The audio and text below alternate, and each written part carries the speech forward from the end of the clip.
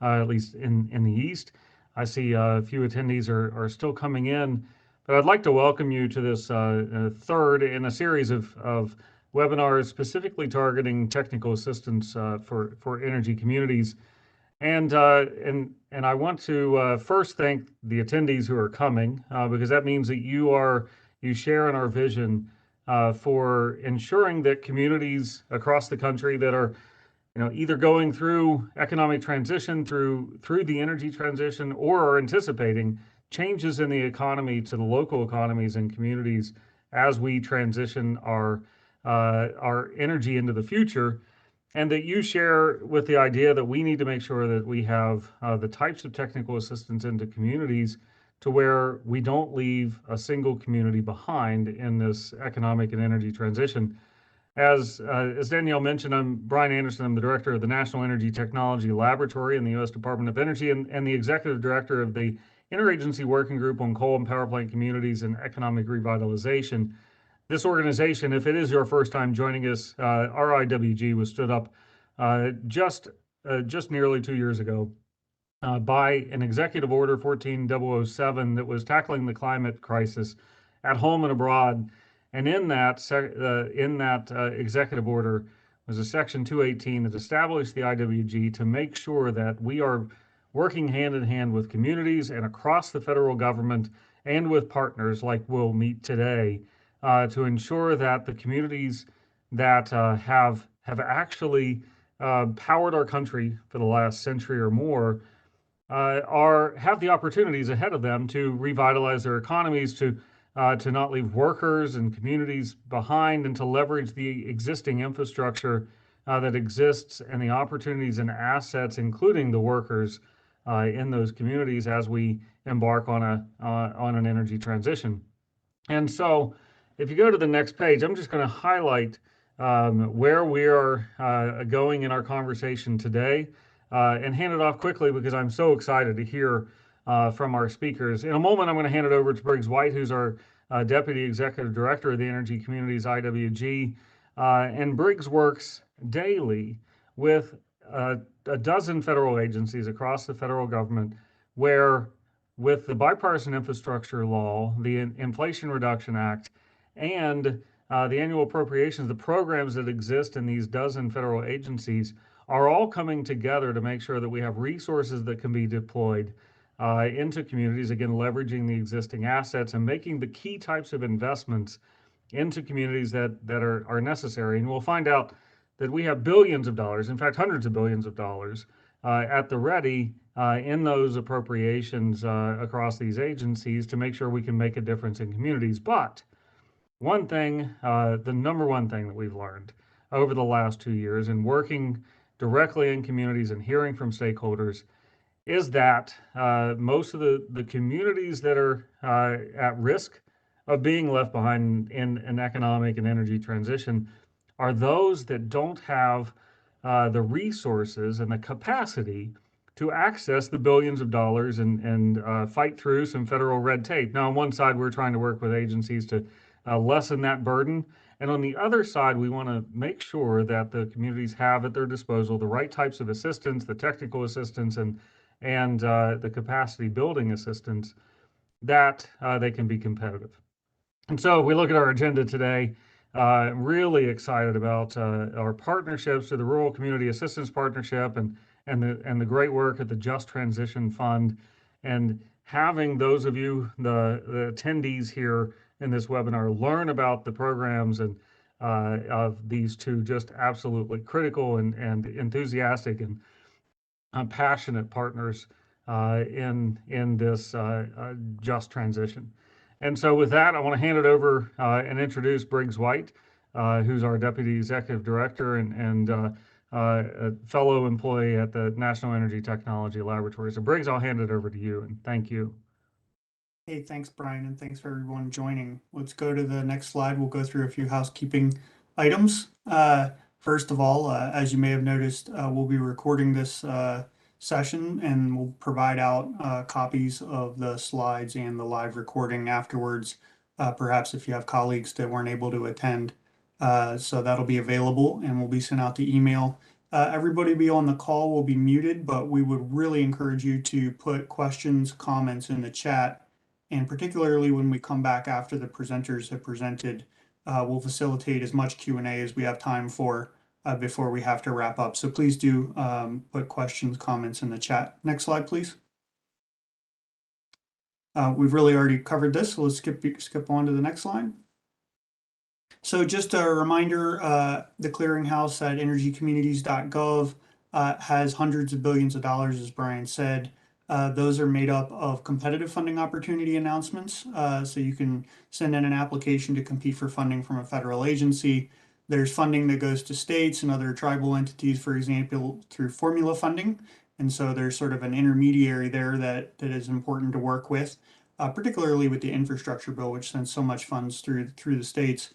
And then on top of that, especially with the passing of IRA, there's tax credits. And in particular, there's some that have bonus tax credits for energy communities, as well as set aside tax credits for energy communities. So some really important opportunities there, and would encourage you to get the latest on the IRA through the IRA guidebook, which has been published by the White House. So check that out. Also, we flag in there, for example, opportunities without cost share, because we know that is a barrier to access for low capacity energy communities. Let's go to the next slide. So now we're going to tee up a page on the Energy Communities website through a short video that will just walk you through some of the technical assistance resources, and we'll be looking to build this out more in the future, but wanted to just flag that in addition to all of the grants, all the loans, all the tax credits, there is actually a number of opportunities for technical assistance, and that is growing by the day, which is good news. So let's go ahead and roll that.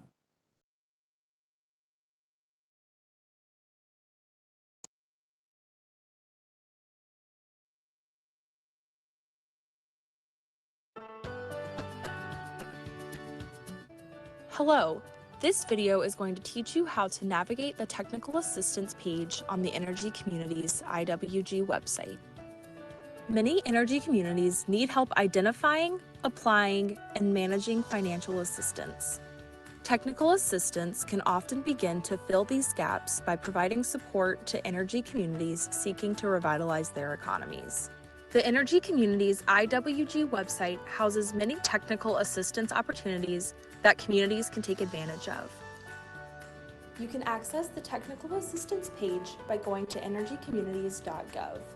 From the home page, click on the Technical Assistance drop-down in the menu bar, then select Get Assistance. From here, you can explore the 3 types of technical assistance: funding, services, and educational resources. Technical assistance funding is designed to provide funding to get the help you need for writing successful grants and managing implementation. The funding section of this page is similar to the layout and functionality of our online clearinghouse. You can filter opportunities by eligibility, program purpose, and funding type. Simply click the hyperlink on opportunities that are right for you and learn more information on the next page. Click Go to Application to learn how to apply. Most technical assistance opportunities will have more detailed information on the application page. Read and follow that information closely. Services and direct support are when organizations provide individual guidance on the grant submission process. Like the funding section, you can filter direct support opportunities by a variety of categories to find opportunities that are a good fit for you. Let's do one together. We'll sort by opportunities from NGOs with a program purpose of economic development.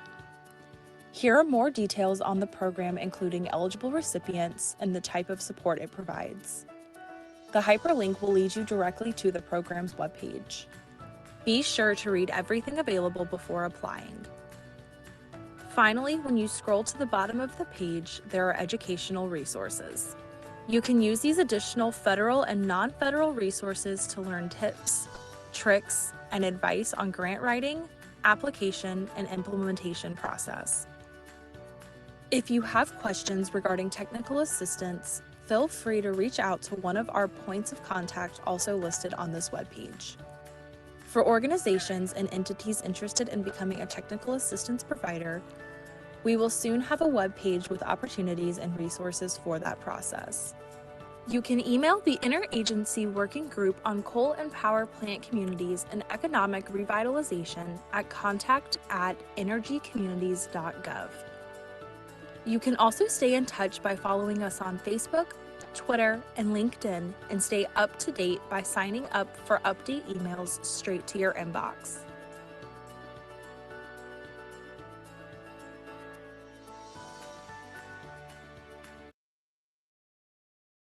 Great, thanks for that. And hopefully that serves to be a useful resource. And as was mentioned, we'll be looking to build that out. Now it's my pleasure to get to why we're here, to introduce speakers. First, we'll hear from the Rural Community Assistance Partnership. First, we have Nicole Manipole from the Rural Communities Assistance Partnership. She's a Senior Community and Economic Development Specialist with RCAP. RCAP, if you don't know, is a national network of 7 nonprofit partners working with small, rural, and tribal communities to elevate rural voices and build local capacity to improve quality of life. Prior to joining RCAP, Nicole spent 15 years as an international development practitioner. She brings a lot of experience to this and really looking forward to hearing your comments, Nicole. So thanks for that, and why don't we go ahead and kick it off? Thank you so much. Can everyone hear me okay? Yep, we can hear you. Excellent, yes. And I'm sorry, I'm joining from the road today, so I'm actually going to turn my camera off just to preserve bandwidth as we go through this. But thank you so much for inviting us to share a little bit about RCAP and the work that we do in rural communities across the country. My name is Nicole Manipole, Senior Community Economic Development Specialist.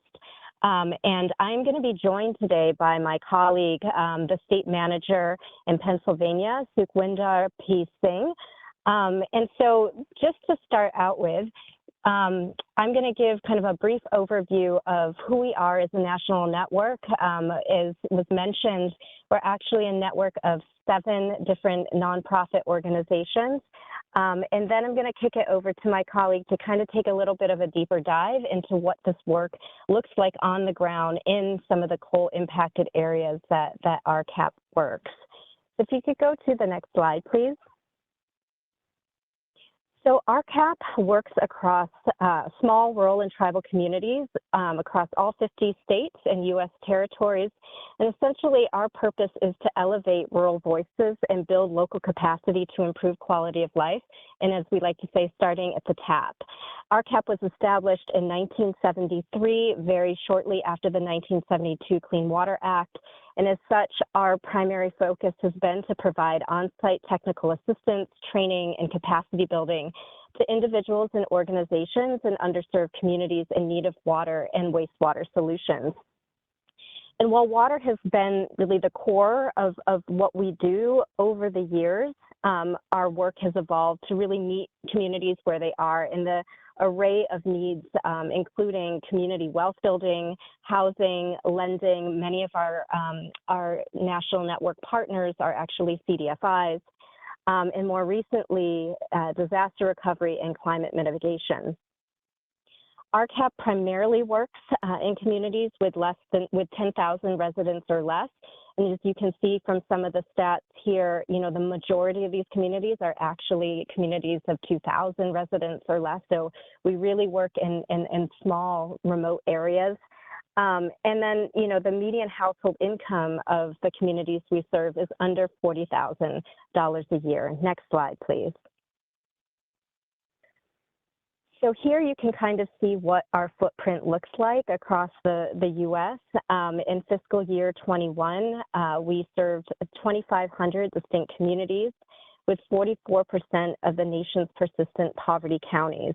And for those who may not be familiar with what a persistent poverty county is, it's essentially a classification for counties in the U.S. that have had 20% or more of its population living in poverty over the past 30 or more years. And, you know, of course, these types of communities tend to have more systemic problems that are acute and more difficult to overcome.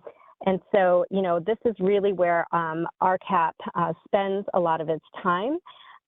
We work with over 200 federally recognized tribes as well. And as you can see in Puerto Rico, the U.S. Virgin Islands, places in Alaska, Hawaii, and with most of our field staff, many of them live in the communities that we serve and are bilingual and can deliver training and services in local languages, including Spanish along the U.S.-Mexican border, the colonias, and many of the tribes that we work with. So next slide, please. And so just putting this map up here so folks can see kind of where our footprint overlaps with many of the communities that were prioritized in the Interagency Working Group's report that was released in 2021. So, just that our footprint really covers many of the areas that were highlighted in that report. Next slide, please. And so how we work, I think the thing that really sets RCAP apart from a lot of technical assistance providers, as I mentioned, we've been working since 1973. This year, we're going to be celebrating 50 years of work. And, we really take the approach of working side by side with the community over the long term. Many people kind of liken us to a primary care physician, kind of walking side by side with the community as they, kind of discover where to start, how to get ready, and then act on those plans. And we're able to do this through our network of over 350 on-the-ground technical assistance providers, who we call our TAPs, who by virtue of living and working in the communities they serve, build long-term trusted relationships with thousands of rural communities. Our work is high touch. On average, we provide 80 to 100 hours of TA per project. So that might be for a community, it might be for an entrepreneurship consulting engagement, but we really spend a lot of time working intensively with those communities. And in fiscal year 2021, we help communities leverage over $400 million in infrastructure funds from key federal partners like the EPA, USDA, EDA, and HHS. And so, again, we really have a long history of helping these communities unlock and navigate a lot of the federal funds that are, coming out right now. Next slide, please.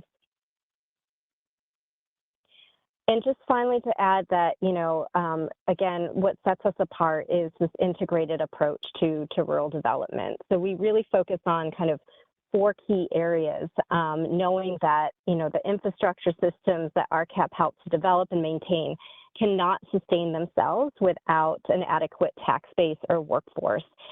So we really focus on not only on the physical and critical infrastructure, but a lot of the kind of human infrastructure, leadership and capacity for collaboration, the wealth building, economic development, livelihood development, and then of course, regional ecosystem development, which is so critical to building kind of, more economies of scale and, working together to scale efforts and solutions.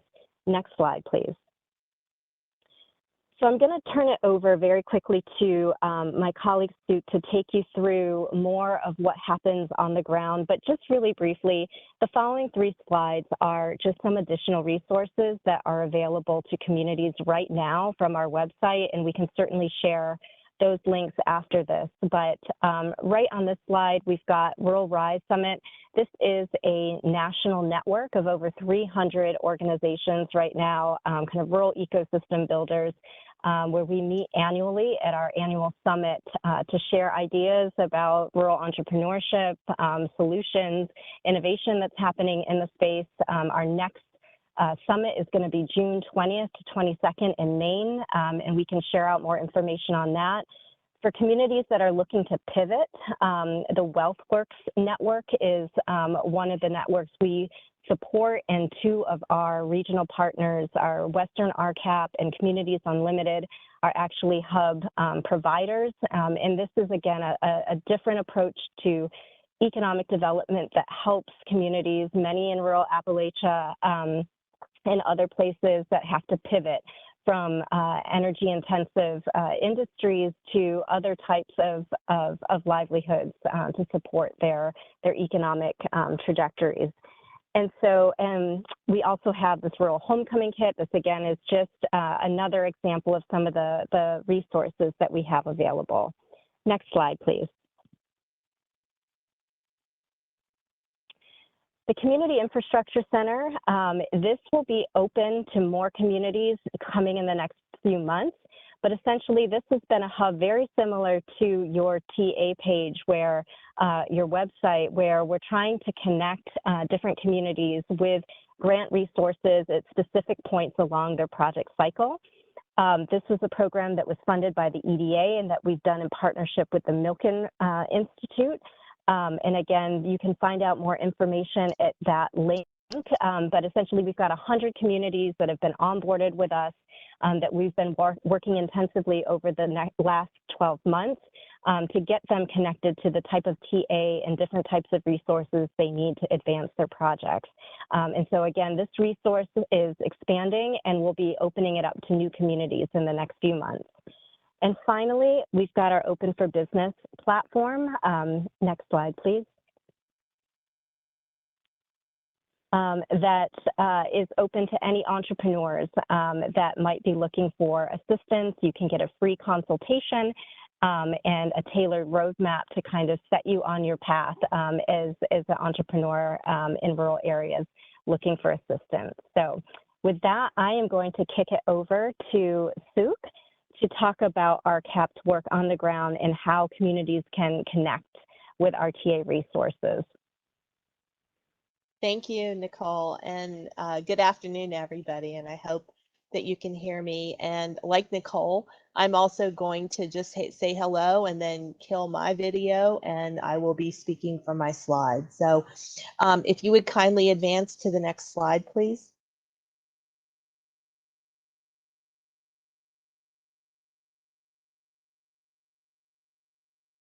So then there also, just so you know, there might be a bit of a delay on my end, so I'm still seeing the Open for Business. Okay, great, thank you. So on the slide in front of you, the blue bridge, one of my favorite pictures, this connects two communities that RCAP Solutions in Pennsylvania has had the pleasure of working with. These are two communities located in Beaver County, and which is on the western edge of Pennsylvania, if you're familiar with Pennsylvania at all. And just above Pittsburgh, roughly about 60 miles north of Pittsburgh. And the specific community that we're working in is on the far end side of the river, Midland. And this is a community that has seen the decline of the steel mills within Pennsylvania and within their particular community. So we've been fortunate to work in this community for many years now. RCAP Solutions is the Northeast and the Caribbean affiliate of the RCAP program, and we provide services in all 6 New England states: New York, New Jersey, Pennsylvania, Puerto Rico, and the U.S. Virgin Islands. And we have that capacity to provide the expertise wherever we're needed. And we're able to deliver these services free of charge because of the federal funding that comes to the RCAP program. Next slide, please. So just to walk you through, I think my role here is really to just tell you from a boots on the ground perspective how RCAP actually works in the field with these communities at the local level. And so keep in mind, we're primarily working with these communities on environmental challenges, dealing with their infrastructure, primarily their drinking water and or their wastewater infrastructure. And then also with the environmental program, we do also have solid waste funding that allows us to also work with the solid waste entities within a particular area. But we start with an assessment process. So we try to gather initial data, meet with the boards, meet with the operators, meet with the local leaders and the local organized entities to try to identify and help the communities prioritize what it is they need to do, what is the infrastructure that they have to maintain. Are they looking for upgrades, repair, replacement? Are they also looking at priorities? Are they considering, 10 years from now, their next couple of projects as well? Because we will try to take them not only through an assessment, but also a prioritization process. And along the way, we're dealing with problem solving. So we're working with the community to create a plan and identify proposed tasks and projected outcomes with that community. So basically, we are in long-term or short-term project management with the community, working side by side with the boards and with those local leaders to try to move forward on their projects. A lot of times we're assisting the community to acquire funding for a particular project, and so therefore we're working hand in hand to identify with them financial shortfalls, what is their borrowing capacity, what is the capacity of the community to handle long-term debt, etc. So just kind of taking a look and seeing both financially, technically, and managerially how that system will be able to maintain its infrastructure and maintain its projects that it's looking to fund. And then also this can evolve to long-term and short-term support. And because we're there working with the community over a period of time, a lot of times over the years, we start to see the benefits in terms of seeing improvements within a range of areas. Next slide, please. So some examples of RCAP technical assistance.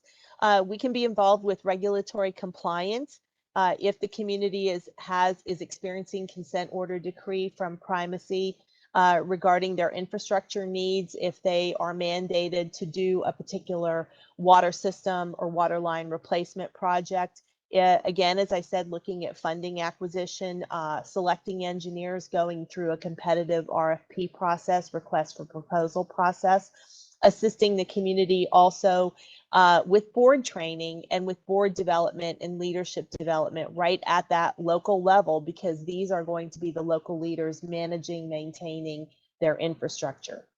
And a lot of times they have the best handle on what their challenges and problems are, but can use those additional resources and support. And then we also are doing quite a bit of asset management and utility mapping, or GIS mapping, across the Commonwealth of Pennsylvania. And we've also been very fortunate to share examples of regional collaboration, getting communities to work in partnership with each other so that you are able to successfully acquire funding for a particular area. So sometimes just taking a regional perspective when it comes to looking at funding needs and funding opportunities, that can actually help bump a community up the list towards getting funding. And then also, last but not least, we work with a number of different funders, in particular USDA rural development, and we do work with those with their borrowers, existing borrowers, and also applicants, potential applicants, to make sure that those communities are complying with a number of the USDA requirements to be a successful borrower. And last but not least, as Nicole had mentioned, we do also provide tribal technical assistance and outreach as well. So this is just some short examples of some of the technical assistance. Our list is a lot longer than this. And probably I could just say, you know, if there's challenges, if there's questions that communities are wrestling with, starting with RCAP is a good resource to start with. So next slide, please.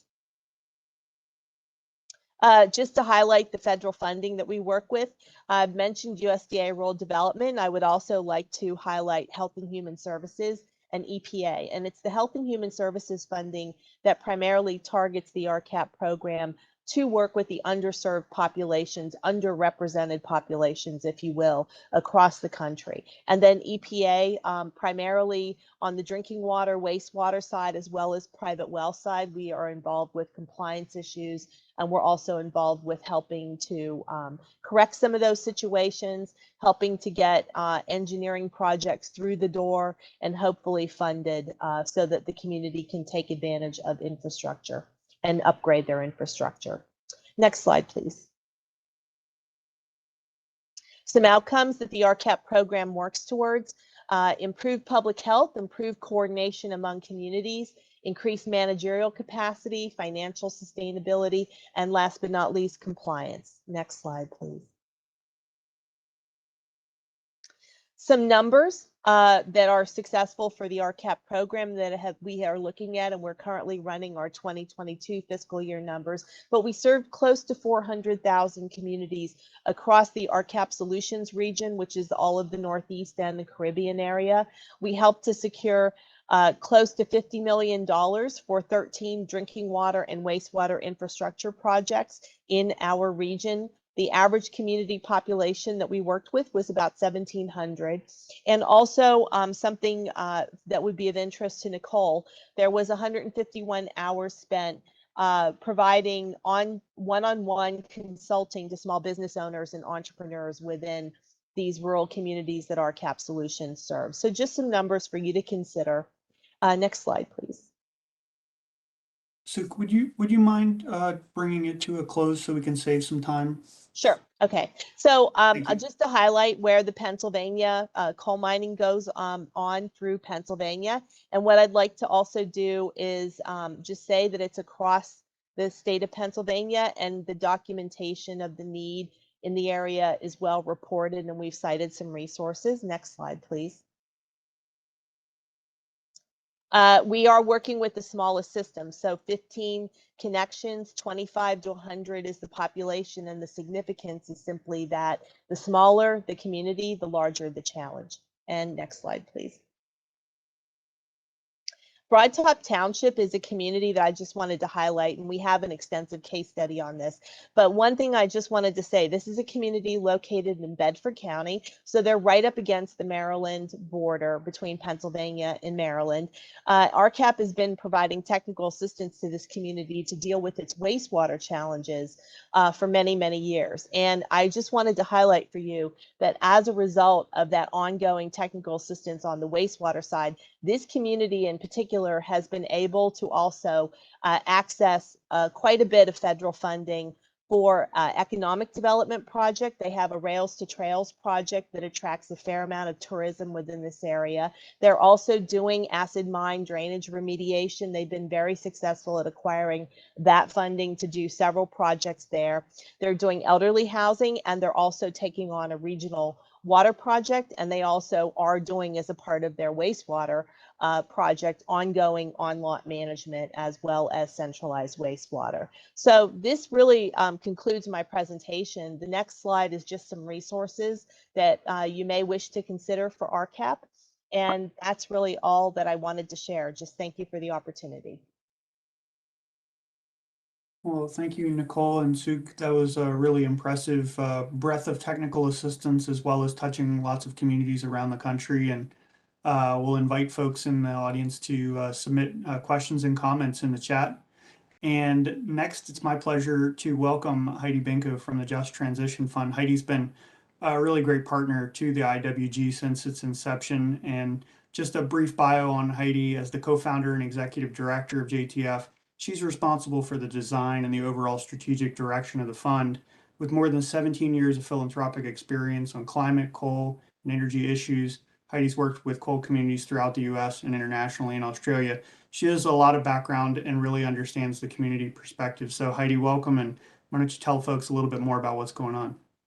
Yeah, thanks, Briggs, and thanks, Brian, too. It's really great to be with you all today. And to our friends at RCAP, nice to see you guys, and always excited to be on a webinar with you. So my name is Heidi Binko. I'm the co-founder and executive director of the Just Transition Fund. And actually, if you could advance to the next slide, if you don't mind, we'll just dive right in. Yeah, my colleague Natalie Roper is with us here today. And before I sort of give an overview of the JTF and talk a little bit about our Federal Access Center, then I'm going to turn it over to her, and Natalie's going to really dive in deep about how communities can access the resources that we have to help folks access federal funds. So just a little bit about the Just Transition Fund for those of you who do not know us. We started the fund in 2015. We actually wanted to get ahead of the economic distress that we were seeing in places all around the country where coal plants and coal mines had closed. At the time, we were working really, really closely with the Obama administration, and we decided to launch the fund with the express purpose of helping communities access funds made available for the first time under President Obama's Power Initiative. So this work helping communities access federal funding really goes back to our roots, right? So our goal is to try to strengthen and diversify local economies. And we do this in a way that starts from the bottom up, right? So this is not a, we do not have a top-down strategy, actually very similar to the WealthWorks model. We have an asset-based theory of community economic development, which means that you build from and start from the assets of a place, right? So through all our work, we are trying to find the local visionaries, the local entrepreneur, workforce development, economic experts who have a vision for their local community and have ideas on how they want to scale. Right. So again, it's bottom up. We are a hybrid, as I like to say. So what that means, and again, we'll talk a little bit more about this through the presentation, but it effectively means that we do two things. We both make grants and direct investments in communities, and we provide technical assistance. And it's that model that has really worked well for us over the years. A couple other things about our approach. We like to look at economic diversification and development that needs to happen in these communities. We look at it through almost like a three-legged stool of investment. And so we are investing in local economic development and diversification strategies, workforce development programs, and infrastructure projects. And in our case, the infrastructure projects that we feel like make the most difference on a local economy are the broadband projects, right? If you are disconnected in this day and age, you know you can't do economic development, you can't do clean energy 2.0, you can't access doctors or school, right? So it's really, really vital when you're talking about strengthening local economies. So today we're going to talk a little bit about our Federal Access Center. That is the main resource that we have made available for communities. And I would just encourage you to check us out on the web, because we're not going to go into detail about this today, but we also have a whole arm of our work where we do grant making on state and federal policy, where we try to help communities accelerate the adoption of state transition funds. We're working with a number of our partners all across the country on strengthening a national framework. So think President Obama's Power Initiative, but made much stronger based on what we've learned over the past number of years, to again, sort of create a national framework for coal communities. And then of course we do convenings. So the simplest way I think to describe our work is that access, advocate, and convene, right? We help communities access federal funds. We advocate for state and federal policies that are informed by the people that are affected the most. And then we convene. We bring people together to make sure that they can more quickly learn from each other. So next slide, please. So this shows where we work. So I want to actually say a little bit about this too. When we started, we were small. And so we had to do we had to basically take a step back and say, okay, well, given our size and we can't work everywhere, where should we work? So what we ended up doing was identifying the coal communities across the country that had experienced the most significant economic distress and essentially had the highest concentrations of marginalized people. And we went there first, right? So what that fundamentally means is that we work in a lot of rural and a lot of tribal areas, right? For the purposes of our Federal Access Center, though, we've actually grown over the past couple of years, and we're continuing to grow. And through our work at the FAC, we're really interested in not just focusing on these priorities. We will probably give them a preference when we do our grant making and our technical assistance, but we're really interested in hearing from you if you're from a coal community in Utah, for example, or you're working in a power plant community in North Carolina, right? So no matter where you are, go to our website, fill out an interest form. We've got some resources to help you. Next slide, please. Great. So the Federal Access Center, what is it and what can we do for you, right? Let's talk about that.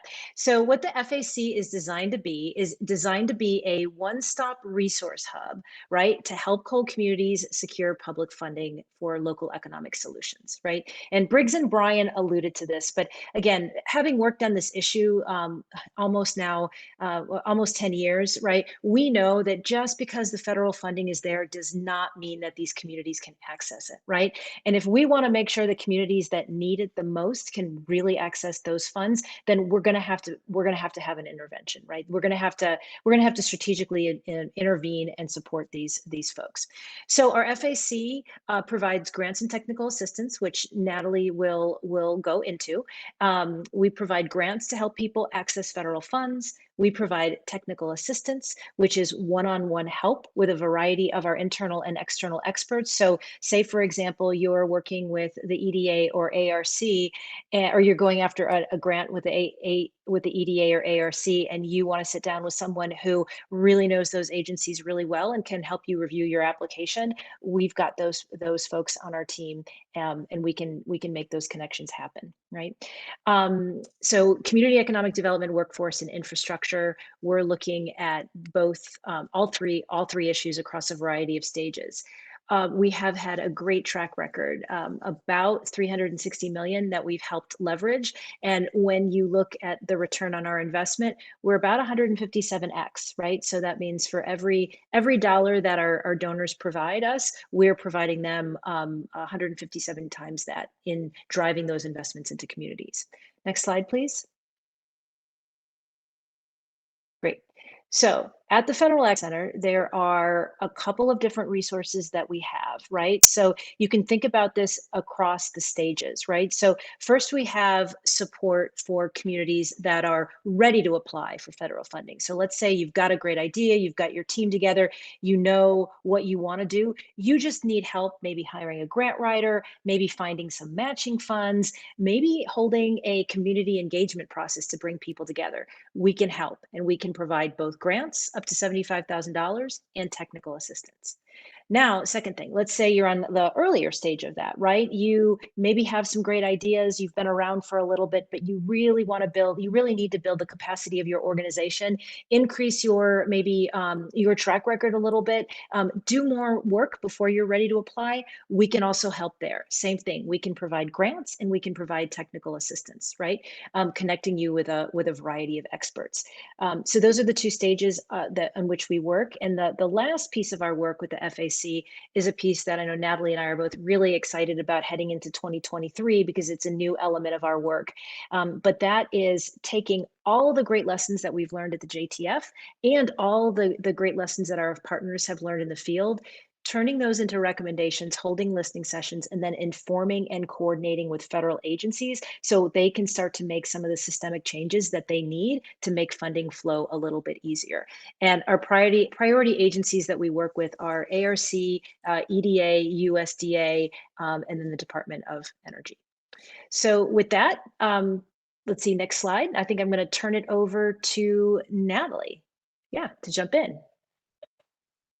Great. So I'll get into the nitty gritty. What does this look like and what are the steps to take to start accessing this support? So importantly, who's eligible? So for us, to be eligible, you need to be a 501c3 or a local government, which is an expansion of our work this year. So we're really excited to be hearing from groups, like Heidi said, in any coal impacted community, even outside of those priority areas on our website. To be eligible for our support, you have to be applying for federal funds to support an economic development project, a workforce project, or a broadband infrastructure project in alignment with those priorities that Heidi mentioned. And for right now, I'm prioritizing eligibility for our application ready support, which is, as Heidi said, for those of you who have a project and you're ready to apply, and this is really designed to be rapid response, to be able to turn around decisions quickly, to be able to be responsive to the federal deadlines that have short application windows. That being said, if you're interested in early stage support, still reach out, fill out the interest form, and we'll have continued conversations and help you get to the right place within our organization. So what this process looks like, that very first step, is to submit an inquiry. That is a very brief form. It doesn't go into the ether. It comes to us. You schedule a call with me. We hop on a phone call and really talk this out. What's your project? And I'll help you decide kind of where to go next within the organization. We work on scheduling that call. On that call, make sure that you're eligible along the lines of everything on that sidebar, and identify if you're application ready or maybe you're in that more early stage support. If you are indeed ready to apply for something in the next 6 months and it aligns with all those eligibility requirements, we'll invite you to submit an application. It's intentionally brief. It's about 1 page. You can apply for both grants and technical assistance, just a grant or just technical assistance. And then we provide a decision within a few weeks of receiving your application. So that's looking about 6 to 8 weeks total, but we're also always asking for what's the deadline you're working backwards from. And if you need a faster decision, decision, we're able to fast track as needed. Next slide. We'll just give you a few examples of what this has looked like in practice. So one example we're especially proud of was supporting the Act Now Coalition and its successful Build Back Better grant challenge. We supported them through matching funds and funding support for developing their application, supported this coalition of organizations in their successful project to transform West Virginia's coal communities into a hub of green innovation and clean tech industries. Heidi, any additional thoughts you want to add on that one before we go to the next? Oh, you're muted, sorry. Okay, got it. Sorry about that. I was just responding. So many great questions in the chat. Yeah, let me respond really quickly about the Act Now Coalition. This was one that we're really particularly proud of because, as Natalie said, we had provided both funding to a number of the partners to hire a grant writer to pull people together.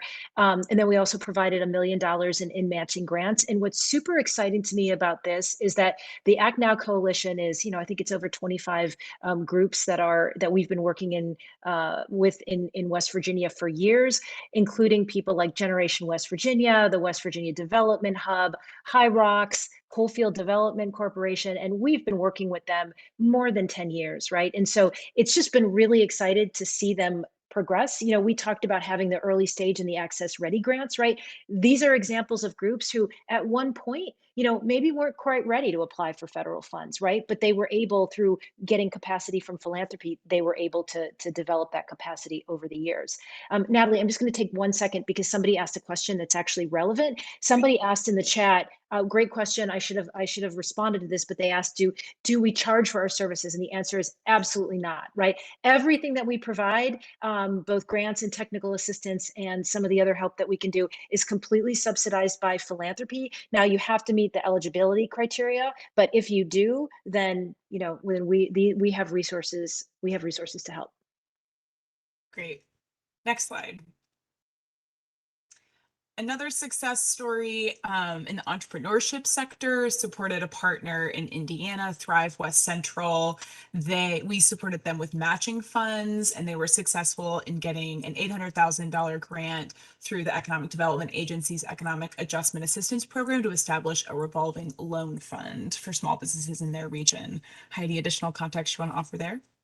Yeah, thanks, Natalie. I would just say really quickly that, after working with coal communities for, a couple of decades, all of the programs that have been set up at the federal level have really, I feel like Appalachian organizations have taken advantage of them, right? Because they're really, in terms of the economic development players in coal communities, they're really some of the most advanced. But we're finally starting to see a lot more movement in the Midwest. So just a comment to anyone from the Midwest, it's a big area of expansion and opportunity from us. So if you're in Indiana, Illinois, Minnesota, Ohio, Wisconsin, we want to hear from you. Awesome. And I'm seeing one question about, we provide grants to pay for grant writers. Can those be on staff, or do they need to be outside contractors? The answer to that is we're flexible. These are intentionally flexible grants. And we've seen people do all of the above. So some folks are supporting staff time to put together an application. Some people are supporting contractors. It's up to you. So just answering some of these questions as we go. Okay, we've got one more example for you. Next slide, and then we'll get into the nitty-gritty of next steps. So we also supported a coalition that Plenty Doors was a part of on the Crow Indian Reservation to expand workforce development, including carpentry and HVAC at Little Bighorn College. We supported them with matching funds, and they were able to successfully get a grant of $1.2 million from the Department of Health and Human Services Administration for Native Americans, and really, again, expanding the construction trades sector in that tribal nation. So Heidi, any additional context there before we close out? Yeah, I think the Plenty Doors CDC has been a group that we've been working with for years. And for those of you that are working with your local technical colleges, I think there's a lot of opportunity there. And this was another grant that we're particularly proud of. And we would love to see more from tribal communities. There's been a number of efforts, but it's tough to build the capacity there. So if you're working in a tribal community, please contact us. Great, thanks. Next slide. We'll be putting these links in the chat, but you can also use either of these QR codes. So if you are someone who's here, you are an organization who wants to apply for funds, again, that very first step is fill out truly a 1-minute interest form that'll come to me, and I'll be reaching out to you ASAP to schedule a call with you. And if you're someone who's got a connection to other organizations, maybe you're a member of a state government or a local government, please share the word by sending along. We have a quick PDF one-pager that really summarizes everything we just talked to you about. Again, you can get there through the link or this QR code. And of course, reach out to either of us anytime for questions. That's our last slide. Hey, well, thanks so much, Heidi and Natalie. That was great and exciting to see the expansion to local governments. That's really cool. We meet with a lot of local electeds, county commissioners, and mayors that are really passionate about where they live, and I'm sure that expanded eligibility will be really exciting to them. So good to see that. And we're now at the Q&A phase. We only have a couple of minutes, so please do drop your questions in the chat, and we'd love to take those. Maybe just one to get us rolling while folks are thinking of a question for the RCAP folks.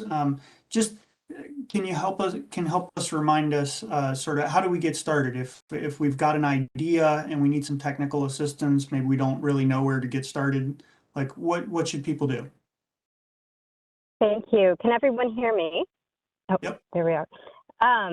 So, it really varies state by state and region by region. So the best way, like for anyone on this call who wants to learn more, wants to get in touch, is to get in touch with me, and I can put my contact details in the chat.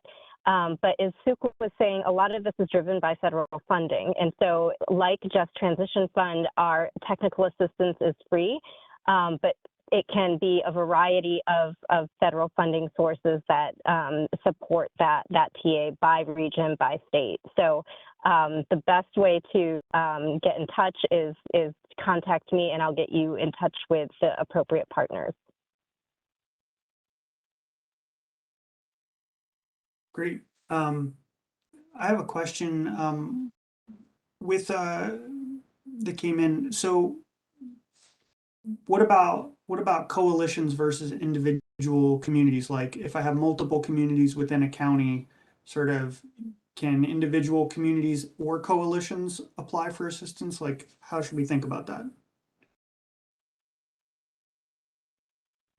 Was that for RCAP or for Just Transition? Why don't you take it first, and then I'll see if JTF has anything to say about that as well. Yeah, I mean, we work we really try to promote regional collaboration. So, we work with councils of governments, we work with municipalities, individual communities. So we can work with a broad section of communities within RCAP. And Suk, I don't know if you want to talk about what that looks like in Pennsylvania. Basically, if there are any coalitions that are working together, I would recommend that they reach out. You could try by starting at the starting point with RCAP National, but then another way is depending upon your state location. Every RCAP has a state lead, a state manager, my counterpart. So depending upon the state, you may also attempt to reach out, especially if the coalition is around drinking water, wastewater, around an environmental justice area. You may want to start with that particular state manager, but I would say www.rcap.org. Then you can see the big map that has all the different regions on there, and then you can go from there. Great. Heidi, I'd like to welcome you back for the conversation. I know you already commented about the oil and gas comment. We also had another question um, about community health.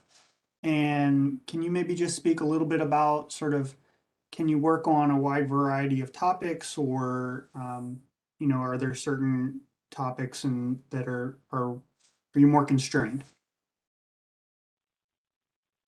I'm sorry, I can't hear Heidi. I don't know if that's on our side or hers. No, Briggs, it's me. Like 2 years Oh, after there the we go. pandemic, and I still can't figure out how to use the mute button. So sorry. My fault. I first of all actually wanted to address your question about can coalitions apply, and at least from the JTF's perspective, the answer is yes. We're actually doing things a little bit differently this year. Last year, when we did our FAC grants, we made grants of only 25,000. This year, we are expanding that, right? So, like the Act Now coalition that we mentioned, right? That was an example where we gave grants to multiple groups that were working together in a project. So suffice it to say is that we take a look at the whole need across the project. So yes, and like Nicole and RCAP, we encourage collaboration. We know it's needed, particularly on these issues, which is another reason why we've expanded our eligibility to think about local governments, because we know that they are our private partners too. I'll just say a couple things about the community health organizations, then I know Nicole will probably want to answer that more too. But for us, we are really focused on economic outcomes, right? We are focused on improving the economic distress that's happened because of coal infrastructure closures. So we are also thinking about, we're also very specifically focused helping communities access federal funds for those economic purposes, which we're defining as community economic and diversification, workforce development, and the broadband or infrastructure. We work across a variety of sectors. Now, there are some places or some sectors that we might not do a lot of work. So probably the nicest answer right now is it depends. If you're working with a community health organization, but your work is focused on driving the local economy, then talk with us, right? It's really just going to depend on what your goals are through your work and what are the goals of the project, whether they are health outcomes or economic outcomes. If they're economic outcomes, that's relevant to us. Okay, thanks, Heidi. And at this point, we're running towards the end of our hour, so I want to welcome Brian Anderson back for a few closing comments. And you see we have a poll here, so I would welcome you all to provide some optional feedback. Thank you so much.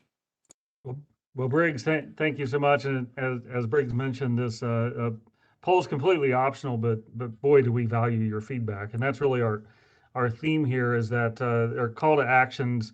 We have lots of different engagement opportunities. Check out the funding clearinghouse. You can get right there if you scan the QR code on your screen, or you can find it at energycommunities.gov/funding. You can sign up at our website, follow us on social media. Of course, if you're here today, you found us on the webinars, and we want to hear from you. There's a lot of actionable information that you can find on our website and partners' websites. You can learn on our social media channels. We're putting out a lot of information across the agencies, across the 12 agencies. But again, we want to hear feedback from you that have shown up today to the webinar, from the communities in which you're partnered with. Again, we cannot be as effective as we need to be in ensuring that we're not leaving communities behind in an energy and economic transition unless we learn directly from communities and practitioners, organizations, counties, state, local officials, business, NGOs, and so we need to hear as much as we can from all of you. I want to give a great amount of appreciation to our partners from the Rural Community Assistance Partnership, from Just Transition Fund. This was absolutely terrific. I hope that each and every one of you on the webinar today got as much out of it as I did. There's a lot of excitement. There's a lot of enthusiasm and passion and experience in working directly with communities and getting the technical assistance where it needs to be.